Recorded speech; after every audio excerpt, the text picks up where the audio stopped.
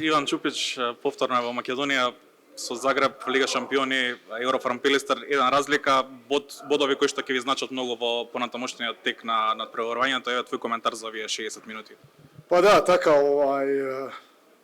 znali smo da nas čeka mnogo težak naprevar, zname svi te, pogotovo nas 2-3 što smo igrali u Vardar, da je mnogo teško da igraš u ova sala protiv Pelister. Spremali smo se na težak naprevar, znali smo da kake oni imat svoji momenti, ke publika ke ih nosat. Gledali smo i Kielce i Seged, site se pred kraj mučili su njih, beše na gol 2, taka beše i danas, ama evo, čestito na moja ekipa, na ekipa Zagreb, što izdržavamo svi te pritisci. Imamo pozadi dobar golman, možda ladna glava zadnjih par minuti i mnogo važna 2 boda za nas, za dalje što nas očekiva u februar. Да, имавте предност во текот на целиот надпревар, околу 50-та минута имаше и нерешено домакинот на искуство, недостасуваше вашиот тренер, прв тренер, ги дојдовте на искуство или можеби добра тактика? Pa sve pomalo, znamo njihove najjače strane, mislim da Eurofan danas kad zabi 20-21 gol, znali su da kad bude pravi balkanski derbi na malo golovi, da jedna topka, jedna stativa, jedna obrana od golman, ke odlučuva, bili smo na kraj mirne glave, spremali smo se za njihovu ofenzivnu obranu 3-3 i pred kraj mnogo važni golovi sa 2-3 nove akcije, dojdevme u par čisti šansi i hvala Bogu realiziravme. Naš mandat do kraja beše u utakmica obrani zadnje 2, tako da prelomi se utakmica na naša strana. Možda pred kraj prvo poluvreme beše nervoza su naša strana 6-4, 6-5. Imali smo 4-5 razlika, možda smo trebali da istrčimo koja lagana kontra, da zabijemo ušte koji lesni gol prvo poluvreme, koga su oni bili, tako reći, u nekoj knockdown, ama mrativ me u život, vtoro poluvreme mislim da kao poslije uvodnih 5 minuti koga oni izigraše 7-6 da beše nadprevar gol za gol i evo so Kielce taka izgubiv me bod, so Albor taka izgubiv me bod, so Seged taka u Seged izgubiv me 2 boda, evo danas nam se malce srekija usmijehlila, vratila na naša strana i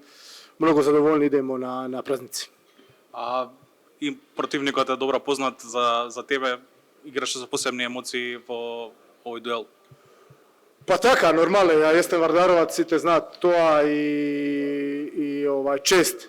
da igram u ta sala, da igram Zagreb Liga šampiona, ama svi te zna da sam golem Vardarovac i mislim da i malce ima pobjeda tuka i za Vardar i za Zagreb.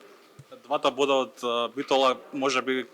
ќе вимнати во второто место во групата. Твој коментар каде е крајот на лимитот на Загреб оваа сезона? Pa ke vidimo, сега smo u mnogo dobar moment i сега 2 mjeseca nema Liga šampioni, tako da možda najgori moment za nas se skončuva Liga šampioni, ama dobro, do februara ima mnogo vreme i glavni trener od ke ni se vrati sigurno i on ke ni pomogne so Andrija da imamo 2 top treneri, mnogo težak raspored imamo u februar, 3 gostovanja, ama nema da se predame, sigurno jesmo u dobra situacija, сега 10 bodovi, i do zadnje kolo ništa nema da se zna je ova grupa, mnogo teška grupa, sve koga može da pobedi, tako ke se postavimo i u februar i se nadavam da poslije 2 sezone da befme čekor jedan kratki za osmina finala da ova godina ke nam se malce osmehne i ke vidimo u mart u Arena Zagreb Liga šampioni. Имаш договор до крајот на сезоната, какви се плановите понатаму? Pa sakam da igram ušte, sad što ke bide ne znam, nadavam se deka koga si u ovih godine teško je da planiraš nešto dugoročno, nešto na 2-3 sezone, mislim da sakam ušte jedna godina da izigram, ako bide Zagreb super zbog familija, zbog sve, Vardar ušte ne me pobara, tako da se šalam, ke vidim ušte sakam da igram minimalno jedna godina,